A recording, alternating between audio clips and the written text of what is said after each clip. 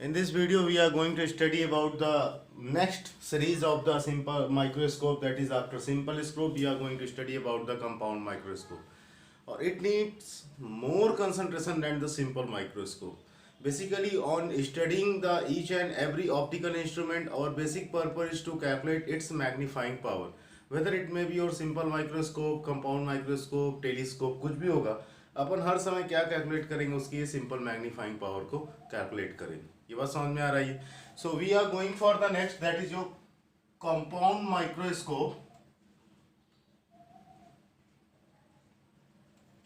Clear.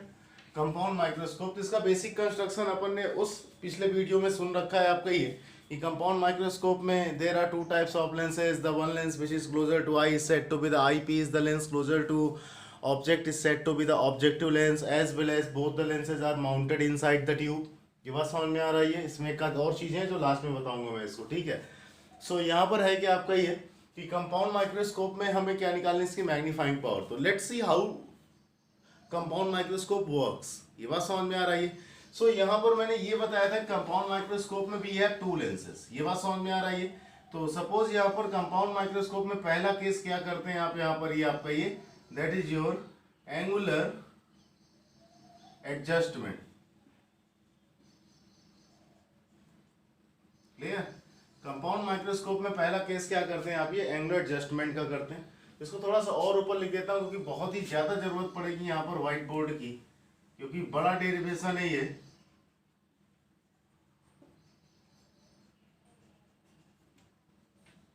Angular adjustment. Angular adjustment का मतलब object कहाँ पर होना चाहिए, फोकस और ऑप्टिकल सेंटर के बीच में, और इमेज कहाँ बननी चाहिए आपकी, ये D is equal to 25, that is your 25 centimetre, जिसको least distance of distinct vision भी अपन ने बोला था. ये सारी चीज़ें फर्स्ट स्लाइड से एक ही बार में सीख ली जाती है, बार बार इसको हर डायग्राम में बताने की जरूरत नहीं पड़ती है. क्लियर. सो यहाँ पर देखते हैं कंपाउंड माइक्रोस्कोप का एंगुलर एडजस्टमेंट में ये.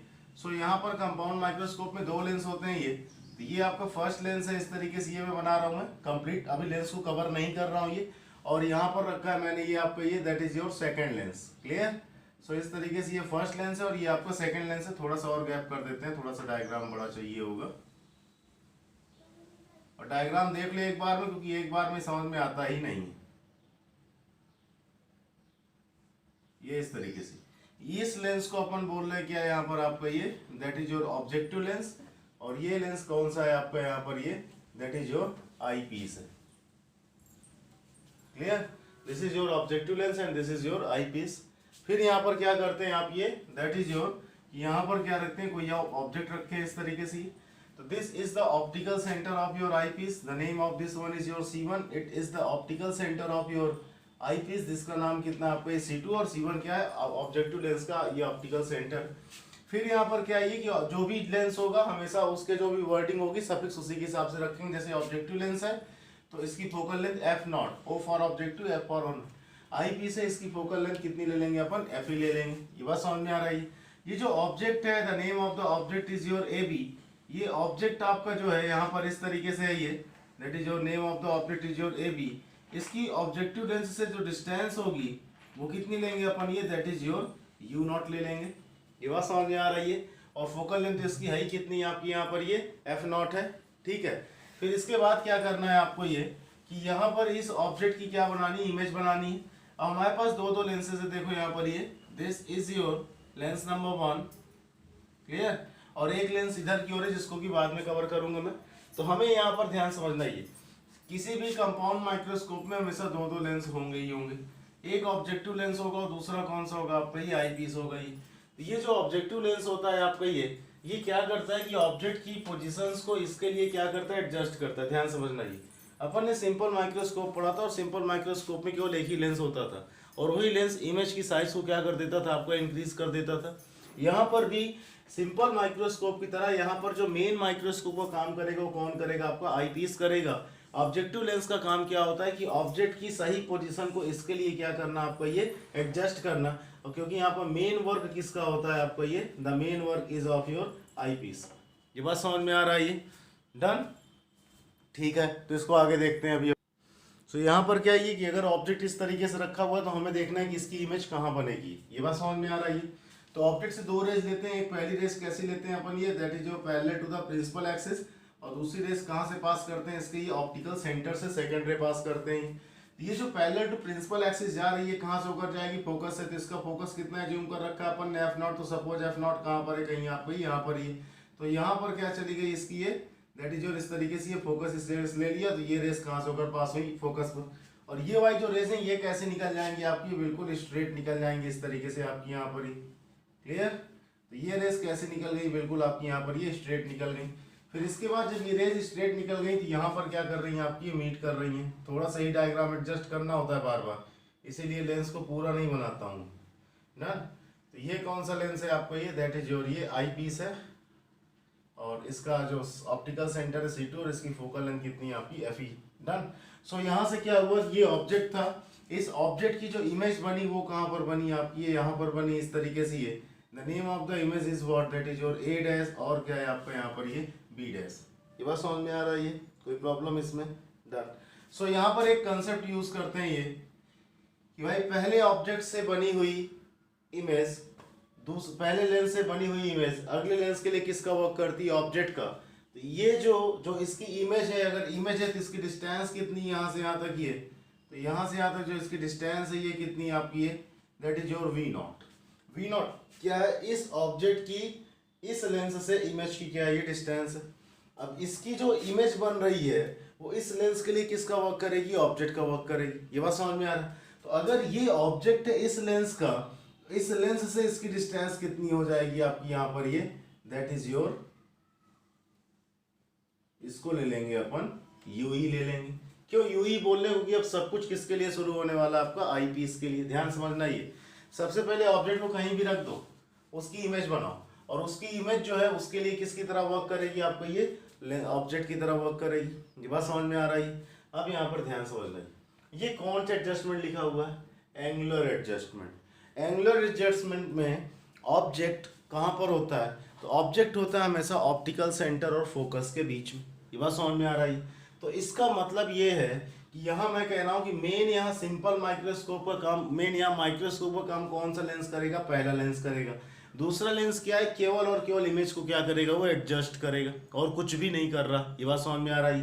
तो अगर यहाँ पर इसका ऑब्जेक्ट है, अगर इसका ऑब्जेक्ट यहाँ पर है तो जाहिर सी बात है, और अगर अपन एंगुलर एडजस्टमेंट में है तो जाहिर सी बात है कि इस लेंस का फोकस कहीं कहाँ पर होना चाहिए आपका, ये यहाँ पर होना चाहिए। लेंस में दो फोकस होते हैं, राइट साइड भी और लेफ्ट साइड भी। ये बात समझ में आ रही है। तो अगर अपन ने इसका फोकस इधर ले लिया तो इसका मतलब ये जो ऑब्जेक्ट है, जो इस लेंस के लिए ऑब्जेक्ट है, वो जो ये है ऑब्जेक्ट है, इस लेंस के लिए कहाँ पर आ गया, इसके फोकस और ऑप्टिकल सेंटर के बीच में आ गया। और अगर इसके ये फोकस और ऑप्टिकल सेंटर के बीच में आ चुका है तो इसका मतलब क्या हो गया कि ये कौन सा एडजस्टमेंट है आपको, ये एंगुलर एडजस्टमेंट है। और अगर एंगुलर एडजस्टमेंट है तो ऑब्जेक्ट कहाँ पर होना चाहिए, फोकस और ऑप्टिकल सेंटर के बीच में। और अगर यही नॉर्मल एडजस्टमेंट होता तो मैं ऑब्जेक्ट को कहाँ पर बनाता, इसके फोकस पर ही बना देता, क्योंकि नॉर्मल एडजस्टमेंट में ऑब्जेक्ट कहाँ पर रहता है, फोकस पर, और इमेज कहाँ बनती है आपकी, इनफाइनाइट पर बनती है। ये बात समझ में आ रहा है। तो जो ओरिजिनल ऑब्जेक्ट है इसकी इमेज, इस ऑब्जेक्ट की इमेज यहाँ पर बने, यहाँ पर बनने का मतलब क्या है, ये आपका ये कि इसकी इमेज यहाँ पर बनने का मतलब कि इस लेंस के लिए इसकी इमेज फोकस और ऑप्टिकल सेंटर के बीच में बने, ताकि किस एडजस्टमेंट को कहलाएगा, ये एंगल एडजस्टमेंट। और ये काम कौन करेगा आपका, ये ऑब्जेक्टिव लेंस करेगा। तो ये जो ऑब्जेक्टिव लेंस है एक तरीके से एडजस्टमेंट लेंस होता है जो पहले ऑब्जेक्ट की इमेज को, जो कि दूसरे लेंस के लिए ऑब्जेक्ट का वर्क करेगी, उसको एडजस्ट करता है कि किस एडजस्टमेंट में आपको जाना है। ये बात समझ में आ रहा, कोई प्रॉब्लम इसमें। तो ये भैया हो गया क्या, ऑब्जेक्ट हो गया किसके लिए, आईपीस के लिए। अब ऑब्जेक्ट से भी क्या होंगी, रेज जाएंगी, किस लेंस पर जाएंगी आपकी, ये आईपीस पर जाएंगी। तो ऑब्जेक्ट से भी क्या हो रही है, यही वाली रेज आपको ले जानी, जो रेज पीछे से आ रही थी, इन्हीं रेस को क्या करना आपको, एक्सटेंड करते हुए इस तरीके से ये ले जाना है। ये बात समझ में आ रही। अब अगर मैं पूछूं कि अगर ऑब्जेक्ट यहाँ पर रखा हुआ है तो ये लेंस इसकी इमेज कहाँ बनाएगा, इस लेंस को मैं कवर करे दे रहा हूँ आपका, ये this is your I piece. ये बात समझ में आ रही। अगर ऑब्जेक्ट यहाँ पर रखा हुआ है तो ये इमेज कहाँ पर बनाएगा, तो इसके लिए भी अपन के पास दो रास्ते थे।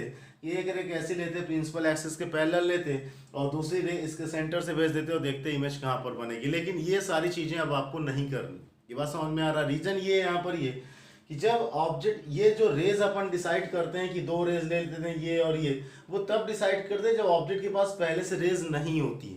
यहाँ पर ऑब्जेक्ट के पास पहले से ही रेज हैं, तब आप इमेज फॉर्मेशन के लिए कोई नई रेज नहीं लोगे, इन्हीं दोनों रेज को क्या करोगे आप लेंस पर जो है इंसिडेंट करा दोगे। ये बात समझ में आ रहा है? ये कोई प्रॉब्लम इसमें? डन। अब इसके बाद ध्यान समझना, ये अगर कॉन्वेक्स लेंस में अगर ऑब्जेक्ट फोकस और ऑप्टिकल सेंटर के बीच में होता है तो इमेज कैसी रहती है? इरेक्ट रहती है। अगर ऑब्जेक्ट इस तरीके से तो इमेज भी कैसी रहेगी? इस तरीके से। इमेज कैसी रहती है? एनलार्ज रहती है। और किधर बनती है? लेफ्ट साइड ही बनती है, जिस साइड आपको ऑब्जेक्ट रखा होता है। सिंपल माइक्रोस्कोप में आपने देख रखा ही। ये बात समझ में आ रहा? आपने एंगुलर एडजस्टमेंट के चलते आपने ऑब्जेक्ट को कहाँ पर रख दिया? फोकस और ऑप्टिकल सेंटर के बीच में रख दिया आपने ऑब्जेक्ट को। तो इमेज आपकी कहाँ बनेगी? इमेज आपकी बनेगी 25 सेंटीमीटर। कौन सा 25? किस लेंस से? इस लेंस से 25 सेंटीमीटर पर इमेज बनेगी। और इमेज तो ऑब्जेक्ट से बड़ी रहनी ही रहनी है। तो एक काम करते हैं यहाँ पर ये कि यहाँ पर ये रेस कैसे किधर जाएंगी मुझे नहीं पता। ये बात समझ में आ रहा है भाई? अगर प्रिंसिपल एक्सिस के पैरेलल रेज होती तो मैं कह देता ऐसे चली जाएगी। अगर ऑप्टिकल सेंटर से पास कराना तो मैं कहता बिल्कुल सीधे चली जाएगी। लेकिन एक रैंडम रेज लेंस से होकर किधर जाएंगी तो एग्जैक्ट हमको नहीं पता किधर जाएंगे। इसलिए यहाँ पर एक जुगाड़ मेथड मैं लगा रहा हूँ, इसको बहुत ध्यान से सुनना आप। ये बात समझ में आ रही है? आप जहां मन करे लेंस के लेफ्ट साइड वहां पर इमेज बना लो। क्लियर? आपका मन कर रहा है कि आप इमेज यहां पर बनाना चाह रहे हो तो आप इमेज यहां बना लो। आपका मन कर रहा है आप इमेज यहां बनाना चाह रहे हो तो इमेज यहां बना लो। आप कहीं पर भी इमेज क्या है, लेफ्ट साइड, आप कहीं पर भी इमेज बना लो। बस इतना ध्यान रखना कि ऑब्जेक्ट से इमेज किधर होनी चाहिए? लेफ्ट साइड होनी चाहिए। ये बात समझ में आ रही है? फिर ऑब्जेक्ट से इस लेंस के ऑप्टिकल सेंटर को मिलाओ। क्लियर? ऑब्जेक्ट से इस लेंस के ऑप्टिकल सेंटर को क्या कर दिया? मिलाते हुए इसको किससे मिला दिया अपन ने? यहाँ पर ये इमेज से मिला दिया ये। और जहां पर मिल जाए वही इमेज की उतनी हाइट आप डिसाइड कर लो कि सपोज ये क्या हो गई? आपकी इमेज की हाइट हो गई। और इमेज का नाम दे दो आप कितना? ये A'/B'। ये बात समझ में आ रहा है ये?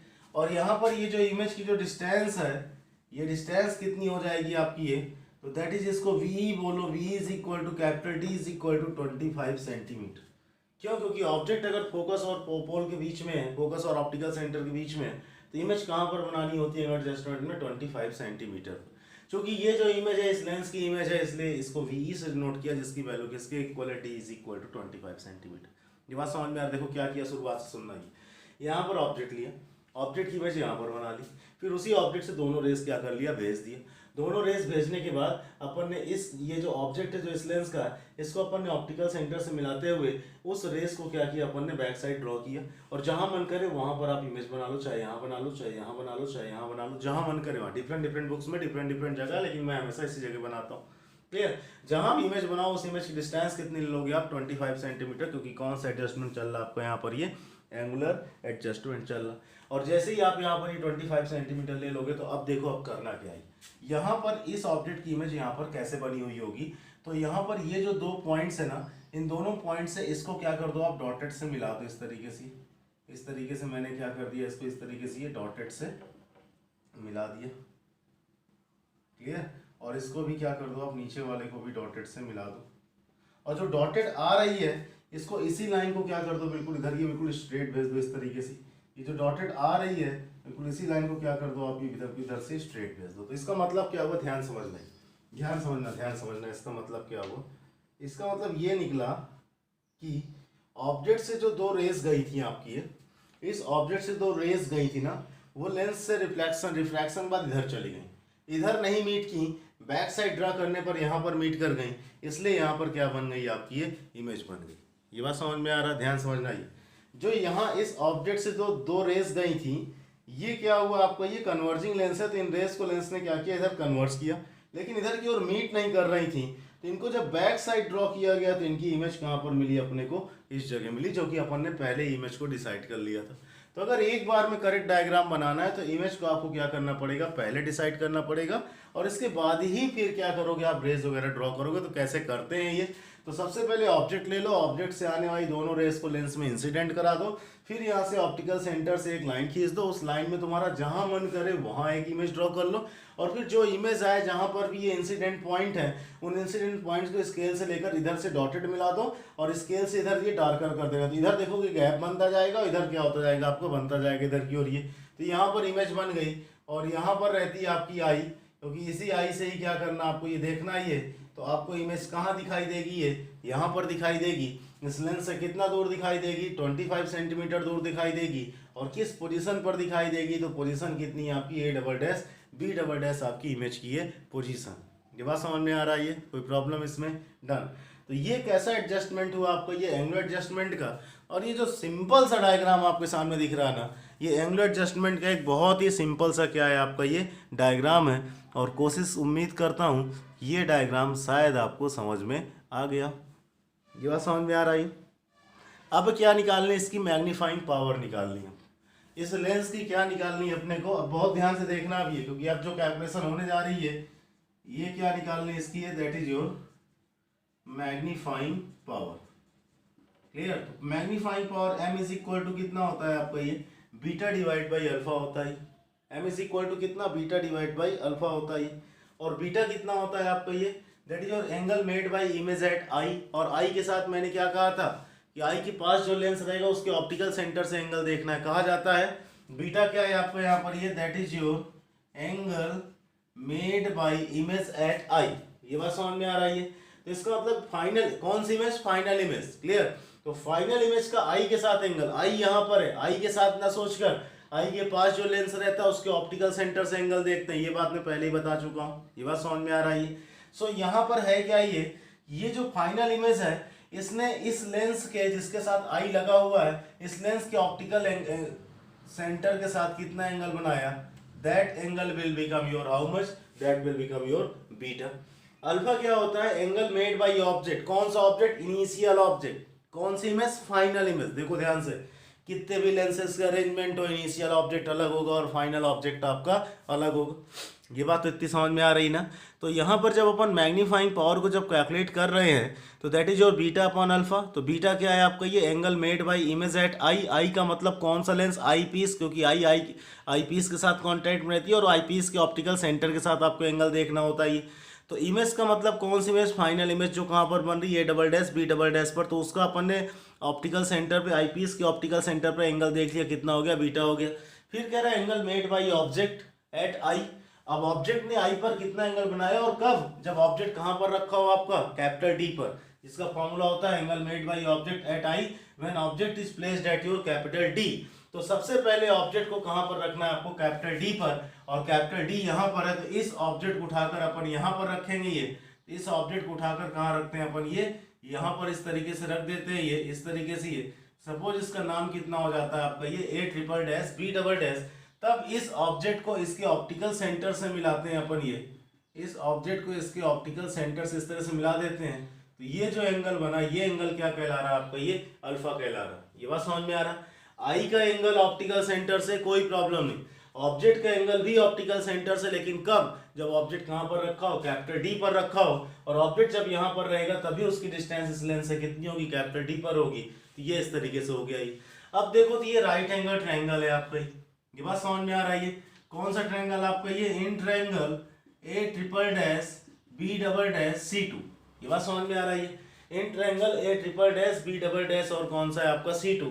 तो यहाँ पर अगर आप tan अल्फा लगा दोगे, क्लियर, जिसको कि बहुत स्मॉल ले लेंगे थोड़ी देर बाद की, suppose alpha is very small, तो ये किसके इक्वल हो जाएगा, बेसिकली tan अल्फा अल्फा की इक्वल हो जाएगा, जिसकी वैल्यू निकलेगी परपेंडिकुलर अपॉन बेस। और परपेंडिकुलर कितना निकलेगा यहाँ से आपका ये A triple dash B double dash, और बेस कितना है यहाँ पर आपका ये B डबल डैश C2। ये बात समझ में आ रही है। अब यहाँ पर देखो A triple dash B double dash क्या है, ये वही ऑब्जेक्ट है जिसको अपन यहाँ से उठा के लाएं।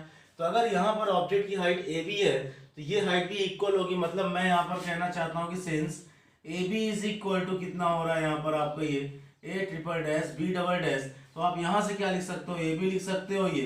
तो tan alpha is equal to हो जाएगा, sorry alpha is equal to कितना हो जाएगा, AB divide dash B double dash C2।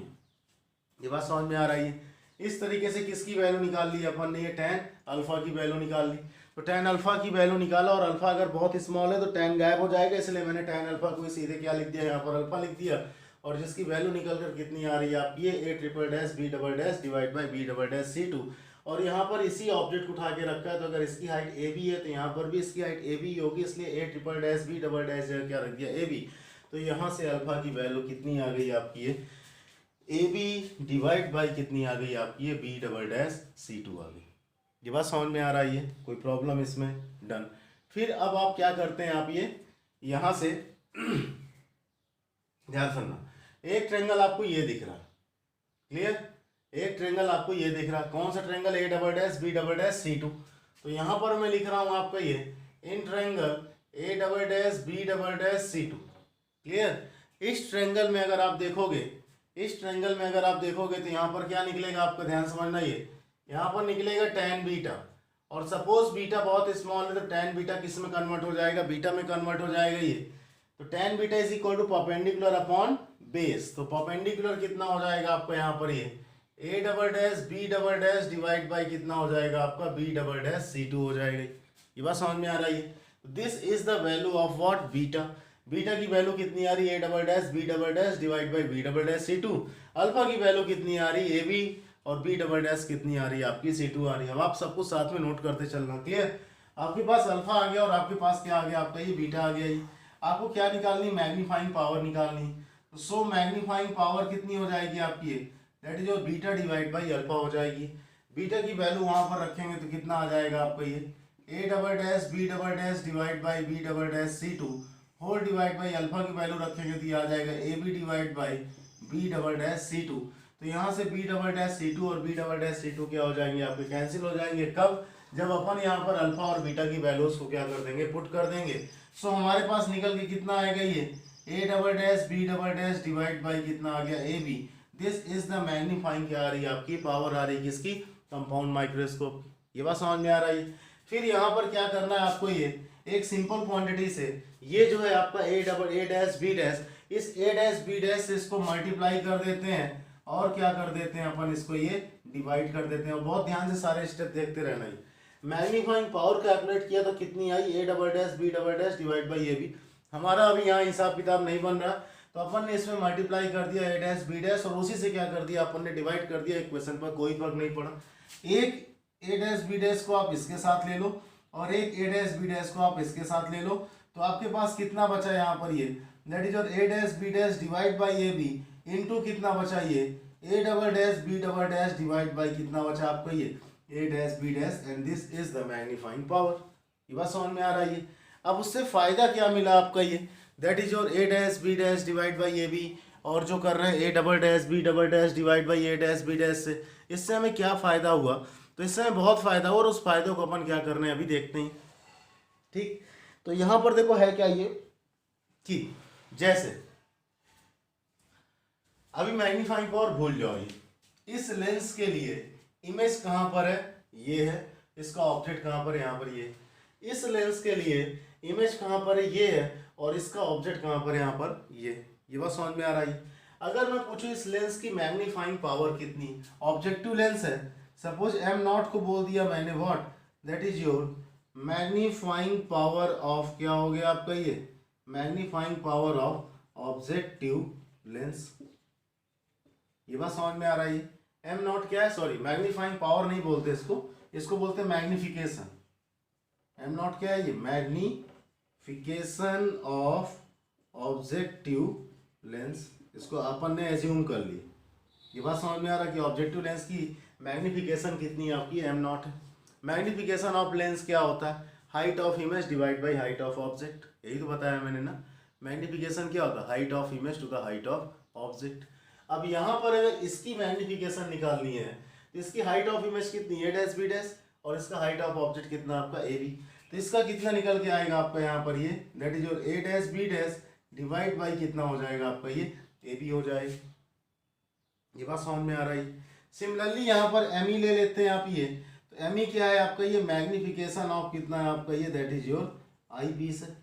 ये बात समझ में आ रही है। ये किसका मैग्निफिकेशन है, आई पीस है।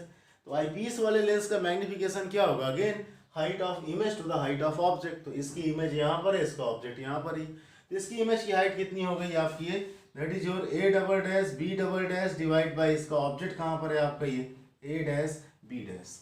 बस समझ में आ रहा, कोई प्रॉब्लम इसमें ही। अच्छा, और मैग्निफिकेशन के बारे में लेंस में पढ़ा था अपन ने ये कि जो मैग्निफिकेशन होती है v अपॉन यू भी होती है। मैग्निफिकेशन ठीक, मैग्नीफाइंग पावर मत समझना, लेंस की मैग्निफिकेशन तो ये कितनी होती है आपकी v अपॉन यू होती है। तो ऑब्जेक्टिव लेंस की मैग्निफिकेशन भी कितनी होगी आपकी v अपॉन यू ही होगी, ध्यान समझना। इसकी मैग्निफिकेशन भी कितनी होगी v अपॉन यू।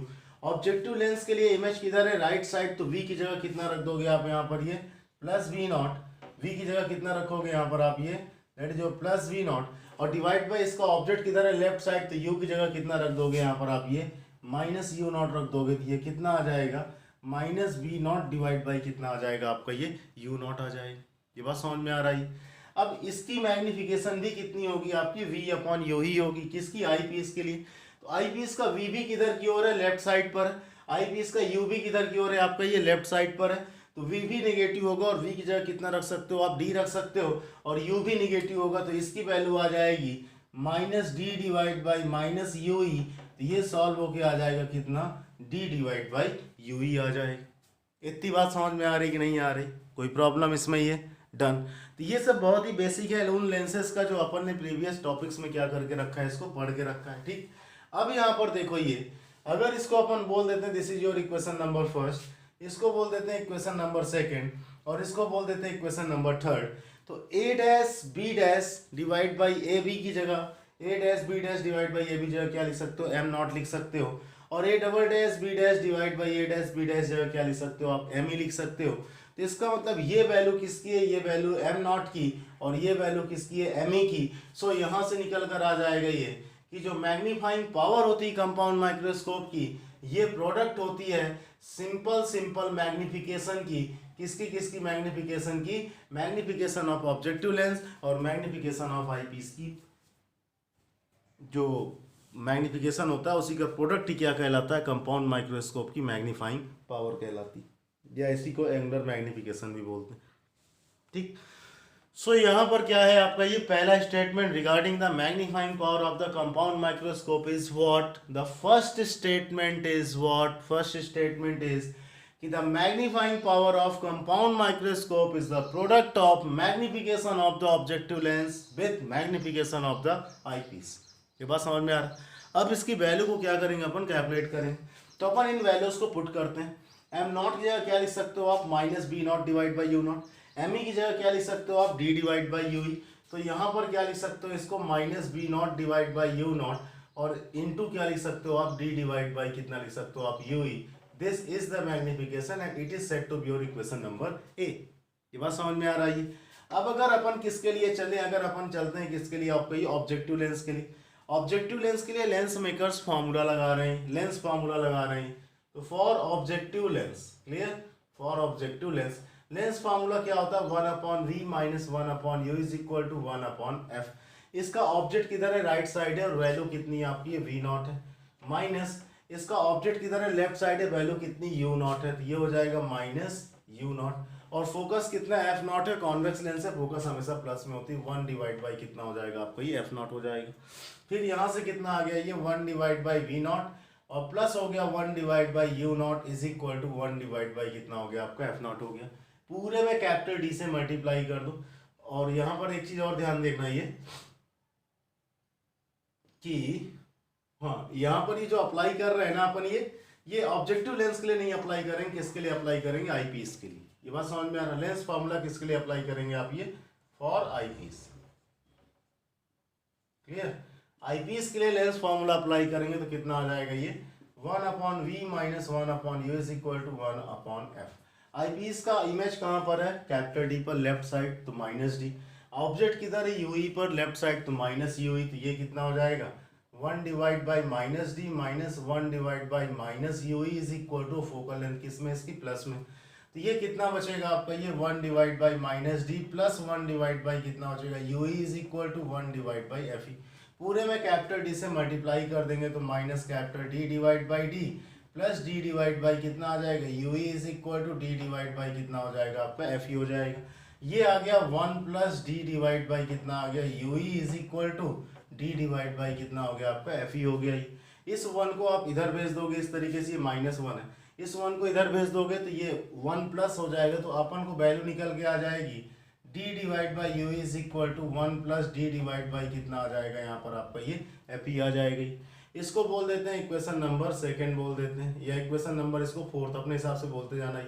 यहाँ से जो डी अपॉन यू ई की वैल्यू निकली है उसको इक्वेशन नंबर ए में क्या करेंगे अपन पुट करेंगे। ये बात समझ में आ रहा है। तो इक्वेशन नंबर ए में जो डी अपॉन यू ई की वैल्यू निकल रही है उसको क्या करना है आपको ये पुट करना है। तो ऑन पुटिंग वैल्यू ऑफ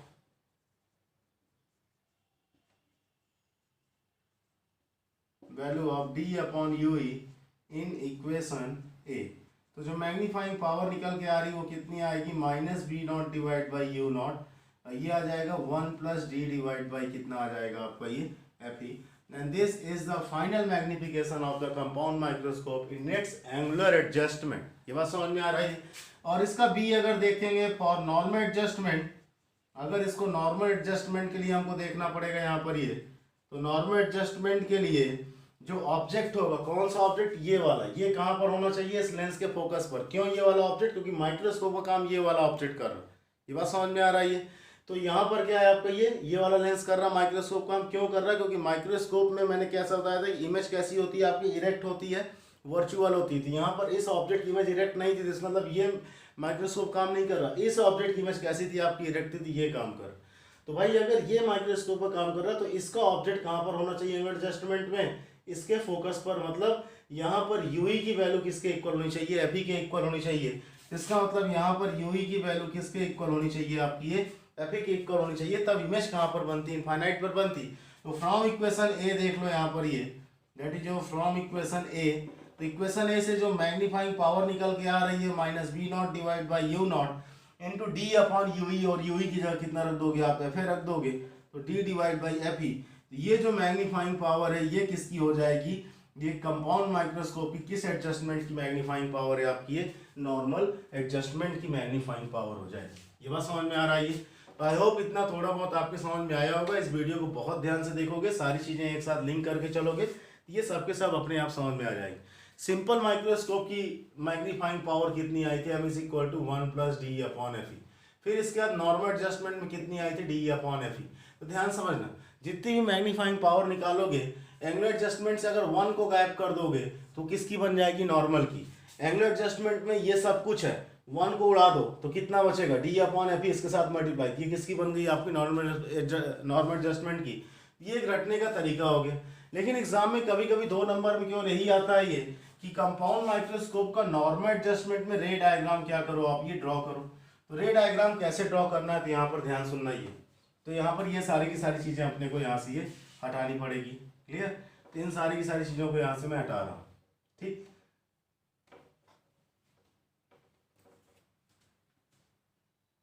देखो ध्यान से, और सब कुछ बिल्कुल सेम टू सेम रहेगा, किसी में कुछ भी फर्क नहीं पड़ेगा।